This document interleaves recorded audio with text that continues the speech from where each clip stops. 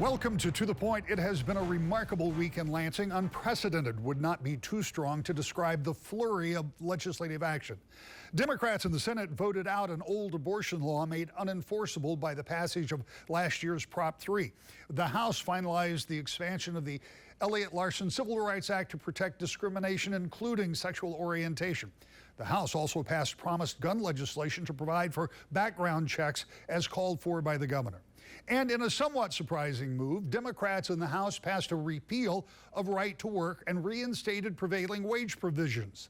The surprise was not that Democrats would pass the #1 issue for one of their core constituencies, unions, but they did it after 3 weeks of unified messaging about gun safety.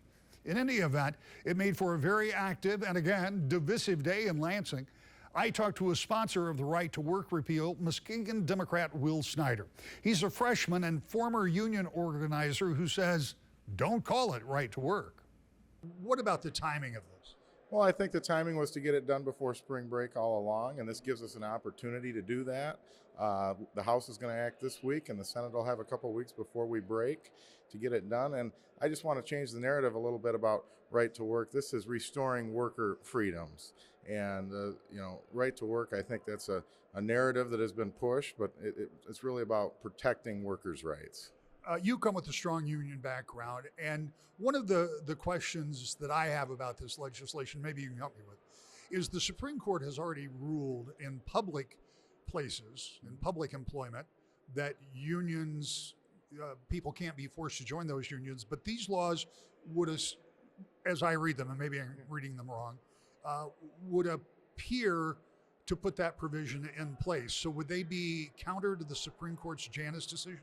These laws would be going back to what the law was prior to 2011 when this was passed. And now the Janus decision, if that was to someday be overturned, these laws would be in place, that we would go back to the law the way that it was for both public and private sector jobs and unions. But for public sector right now, assuming this passes both chambers, it will not have an impact. That's correct. Is this, this has long been a priority for Democrats. And these first 100 days have been all about priorities for Democrats. Will this be the pace and the way this legislature looks going further? Or will it start to come back? I mean, you got to get to budget items at some point. At some point, will there be regular order? I think there will be regular order. I think we set the tone that we were going to act relatively fast right out of the gate. We laid out priorities of our first 6 bills, and by the end of today, I think we're going to be done with those first 6 bills. We talk about your first 100-day agenda. We're going to do it in about 60 days, and that's something that I'm proud of. The people spoke loud and clear in November, and they sent a party to be in control of not only the governor's office, but also the House and the Senate and the legislature, and to get some stuff done. I've been talking about this for the last 10 years. As a union member, as a UFCW brother, this is very important to me. The last time you and I talked, we met in Muskegon at the CIO Hall for our To The Point taping, the House of Labor in Muskegon. There's no doubt where I've stood on these issues, not only since I was elected, but for the last 10 years. This has been very important to me, and I'm proud that we're going to get it across the finish line later this evening.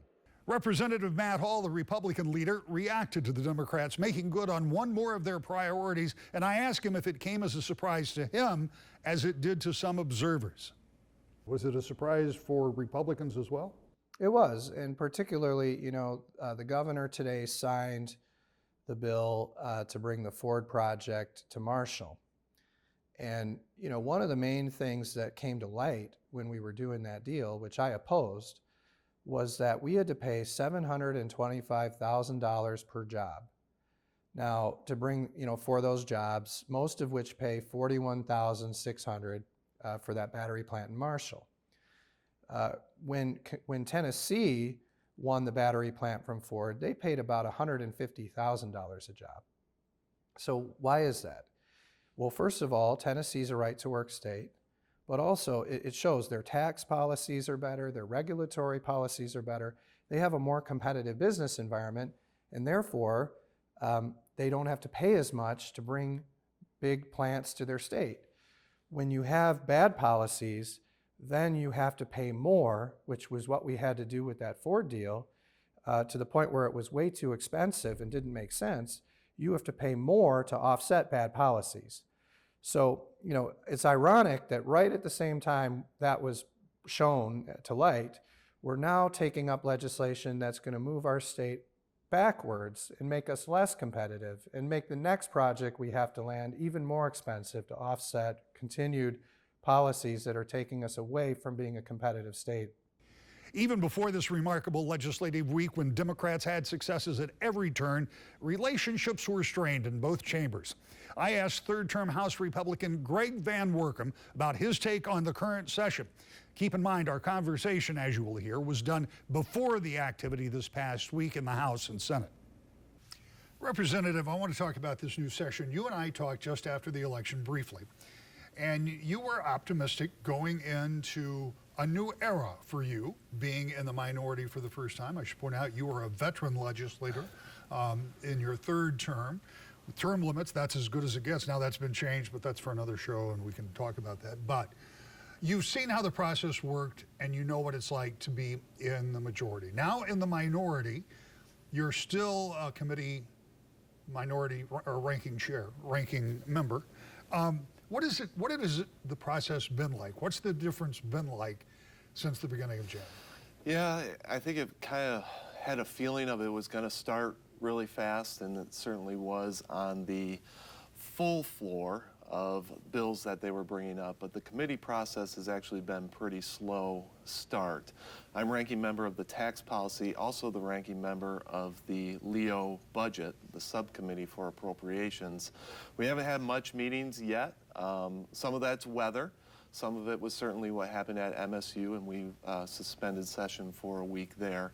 But well, I can tell you it's been different. It's been different in that of what the committees have been given to do. One of the reasons why I wanted to be ranking member of tax policy is I knew there was going to be some big tax bills being discussed, whether it was the earned income tax credit, pension tax, retirement tax. I wanted to be in that mix. Unfortunately, the committee didn't have a process. We haven't had a committee hearing on those bills. They went straight to the floor without discussion, without debate, and passed that way. So it's a little bit frustrating. Again, I think there was a lot of effort. There's a lot of movement at the start. It just has not gone through that regular process, which I think should be a part of this, because we've got 90,000 constituents that we represent, let alone having just about 50% in the legislature and representing those constituents. They want us to have a say in this process.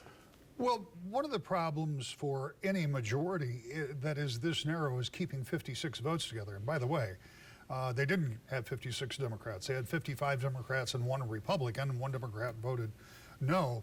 But by doing it in the manner that they did, they kind of guaranteed themselves Republicans were not going to be on board with this. So the logical question is, would Republicans have come along if these had gone through the committee, if they were able to have some input on them? And when I say these, I'm just talking about the two. I'm talking about the earned income tax credit and the pension tax reduction, because we will get into a moment. I know that you, as a party, have some objections to the $180 check. But would those two things have been possible had they gone through the committee process with Republican votes? So those two bills actually had separate votes on the House floor, and there was Republican crossover on those. What you're referring to with the 56 votes and the one Republican coming over was when they combined that with the $180 check. But what that really was doing was preventing a rollback of the income tax, which Republicans very much want to see. We see that as a way to help families immediately and for much longer than just 1 year. That became a priority not only for us but for others, in that it's helping families immediately, plus all those small businesses. A lot of small businesses use the income tax to report their business earnings, and to have a break there by having that 0.2% rollback, that's about giving your employees a much needed raise, about buying a piece of equipment that you can expense over a couple of years. that was the critical part of this, of when they added that $180 check in there. That's where we had an issue, because that was a priority for us. We want to see Michiganders have that tax relief. And the fact that they did that scheme and put two kind of popular bills, the retirement tax and the earned income tax credit within that, that's where you saw the frustration come from Republican side. And what about relationships that are key to effective government? I've learned from my former bosses that politics is about relationships. And I see a lot of those relationships, because of the aggressive nature from the get-go on this and some of the comments that we've been seeing in different press outlets. There's kind of this burning of bridges that I don't think needed to happen, especially when you have such a small majority in both chambers. This just aggressive tone and some kind of pent up of things that may have happened in the past, which maybe a few people remember what happened in the past, but during my term, there's been a lot of respect and a lot of communication. There's certainly some things that certainly went straight to the floor and things like that, but not things of this magnitude that would have such an impact on our state and impacts people's lives that much. So, I think we wanted to see some more collaboration, certainly from the start. It's kind of set a bitter tone, I think, from the get-go here. So I think now it's going to be a lot of making up, of trying to build those relationships and establish those relationships again in the future to keep what is yet almost 2 years yet of working together. The legislative session will take a break on March 23rd. By then, it's quite possible that a large slate of Democratic priorities will have been completed. When we come back, a rarity in Michigan politics, an open U.S. Senate seat, and one of the first to step up to fill that vacancy next. To the Point. Welcome back to the Point. Democratic U.S. Representative Alyssa Slotkin from Central Michigan says she is stepping forward to run for the U.S. Senate seat that fellow Democrat Senator Debbie Stabenow will vacate in 2024. She talked to me this week about her background and why she's running. Talk to me a little bit about how we got to this point. Obviously, you're a member of the House of Representatives in Washington, D.C. You are seeking an open U.S. Senate seat, a rare commodity in the state of Michigan. But before all of that, how did we get to this point? What have you done in the past? Yeah, well, I grew up in Michigan, went to high school in Michigan, we have a family farm and a family business, or we did have a family business on the other side of the state. We're in the hot dog business, and my entire family was in the hot dog business, and so of course I didn't want to be in the hot dog business. And I'm a national security person by training, and that's for one really big reason, and that's because I happened to be in New York City on 9/11. And by the time the smoke cleared on that day, I knew that I was changing course and I was going to go into national security, protecting the country in some form or fashion. I was recruited by the CIA right out of grad school, and within a year, starting at Langley as a Middle East analyst, I was sent on my first of 3 tours in Iraq. My job was to understand the terrorist groups and the militias that were shooting at U.S. forces and plotting against the homeland. So I went into national security. I went into the intelligence world. And something I think that was always really important to me as a person, and frankly is as a candidate still, is I was working in the government for whoever was my commander-in-chief, right? I worked under the Bush administration. I worked under the Obama administration. I was apolitical because it was about the mission of protecting the country. So politics was not my thing, not my bag. And that changed in 2016, where I just felt like the tone and tenor of the presidential election that year was just unbecoming of the country that I loved. And it didn't matter if you were Democrat, Republican. The way that division was used as a tool, the rhetoric, the language, the way it allowed people to talk to each other. So at that point, I had been moved over to the Pentagon. I was an acting assistant secretary of defense. I was an Obama political appointee towards the end of my time. So I came home to Michigan and just started thinking about what I would do next, and then just sort of got involved in politics as sort of a side thing. Just let me see what happened in Michigan.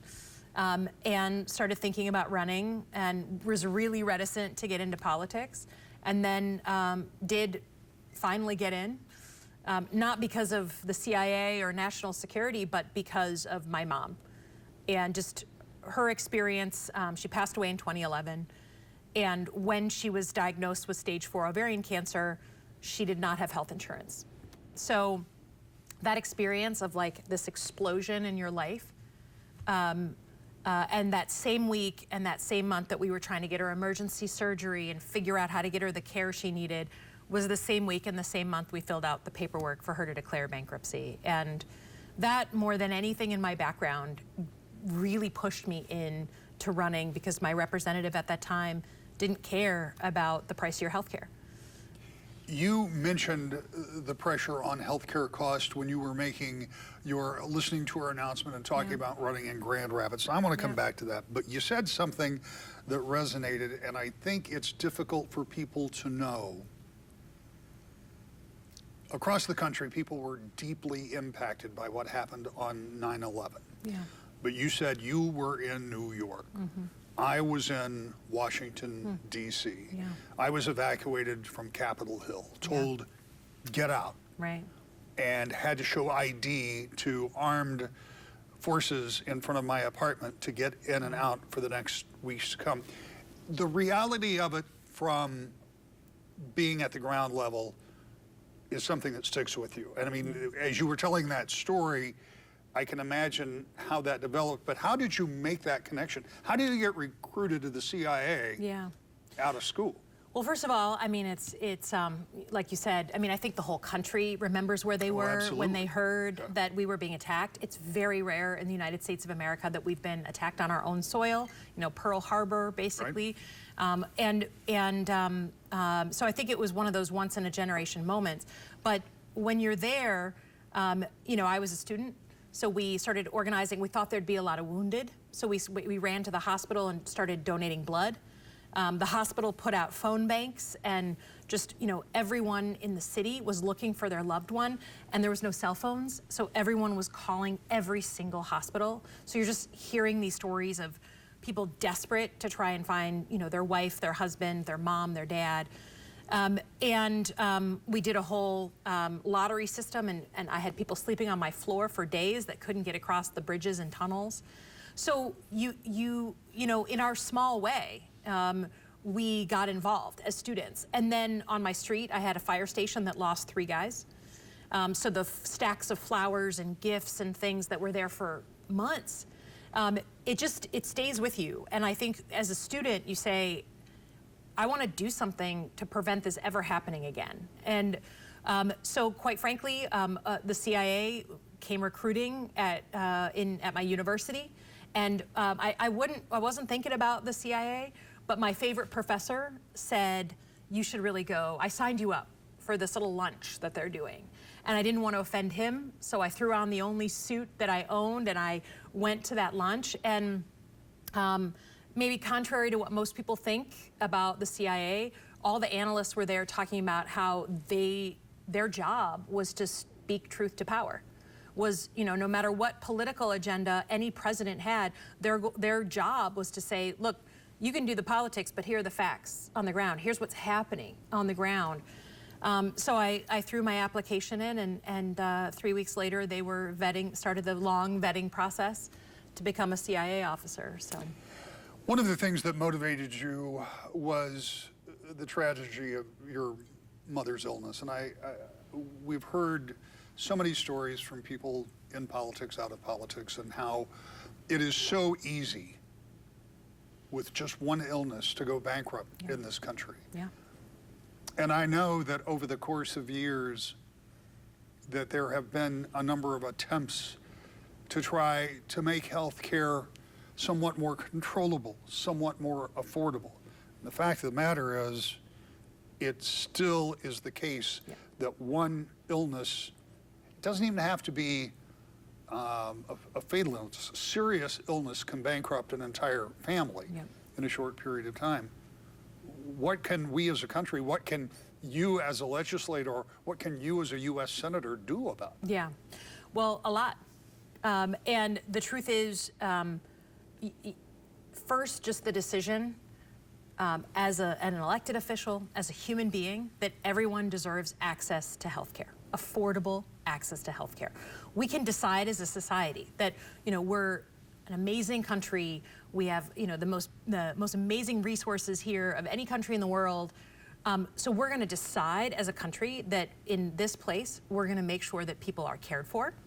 But, then you have, how are you going to do it? But deciding to come to the table under that basis is the first step. Then we can debate in a civil and reasonable way, how that happens. So I'm a believer that everyone deserves access to care they can afford. And so what I have supported is a buy-in to Medicare for anyone at any age, right? If you're a young entrepreneur just getting started and you don't want to have to go to that big company and get a job just so you can have health insurance, you can have health insurance. If you are in between jobs, you can have health insurance reliably that you pay for, but it is not as expensive as some of those gold-plated programs out there. If you have a child with a disability who's on your insurance, you're not chained to the job that you don't like just so that you can have some coverage for your child. So that is, to me, the most reasonable way to look at the situation. I'm open to other ideas, but the first step is deciding we want to be a country where you shouldn't have to go bankrupt if you happen to get in a car accident. I want, when you come back, and I trust that you will come back and we'll have this conversation, because I want to play devil's advocate about that Please. plan, but I don't want to do it now because I want to know more about you, because for many of our viewers, they have not been introduced to you, and we've got a couple of minutes left.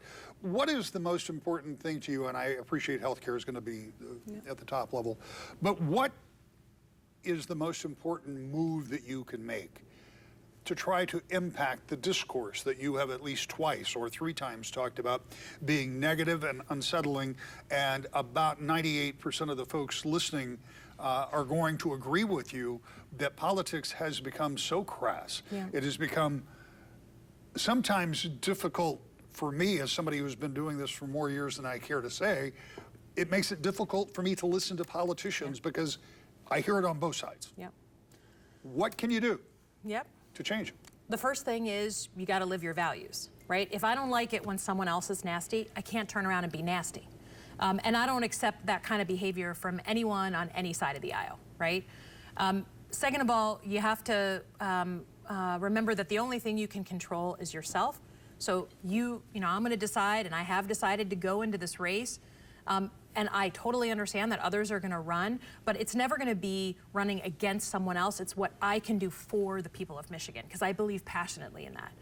And then secondly, you just never stop trying to find common ground with other people. And I'm in a group called the Problem Solvers Caucus in Congress. It's the only truly bipartisan caucus left in the Congress. We meet every week. We work on legislation. Equal numbers of Democrats and Republicans. You can only get in 2 by 2 if you find a partner. And these are folks who believe in bipartisanship in their bones, so that even if we disagree on a lot of things, and we do, you're constantly working to come back to that common ground on veterans, on prescription drugs, on immigration, whatever it is. So that to me is like, you have to live the way you want to see elected officials, and remember that our children are watching what we do. Representative, thank you for your time. I look forward to you coming back. Thank you. Thanks for having me. Slotkin is among the first to announce in what could be a very crowded field. Back in a moment. To the Point. We're out of time. We'll see you next week. To the Point.